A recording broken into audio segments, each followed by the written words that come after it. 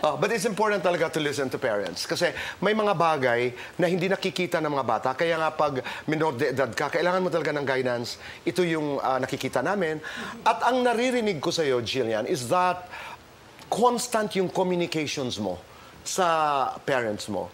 Yung nag-uusap kayo, ipinapaliwanag sa iyo.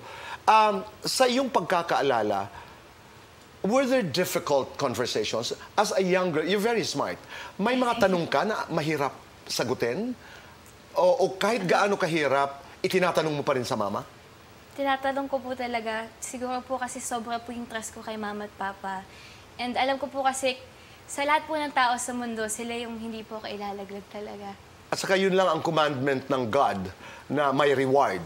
Di ba? Honor thy parents and you shall say the line. I don't even know. But as far as I know, that's the only commandment of God na may promise to you. Difficult questions like crushes. You know, you're a young girl. I mean, sinasabi mo sa mama. Ay, like ko po sinasabi, Tito Boy, alam niyo po ba, kasi si Mama at Papa, lagi po nila ako ginaguide, di ba?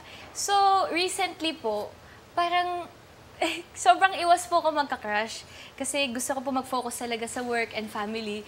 Na parang sila na po yung nagsasabi, yung mga nasa surroundings ko na po nagsasabi, okay lang magka-crush, mapayag na kami. Pero parang ako po kasi sa sarili ko mismo, na-instill ko po yung lagi nilang ginaguide sa akin ng bata pa ako, na parang huwag ko pong madaliin, or huwag pong sobrang mapusok, gano'n. Tama. So, sila na po yung medyo nag-i-encourage na okay lang yan, enjoyin ko daw po yung pagkabata ko, pero parang ako na po mismo yung stricto sa sarili ko. Pero nakakatuwa yun. Nakakatuwa yun. Of course, what they're thinking is that it's okay, you know, it's okay para magka-crush. Crush lang po daw. Crush lang, oo. Hi, Papa.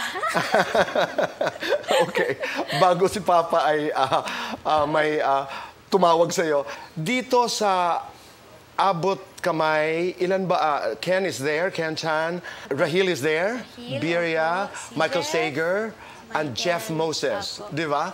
Pag-uusapan natin mamaya yan. Pero kung ikaw ang tinaguriang teen queen, para kay Jillian Ward, sino ang teen king?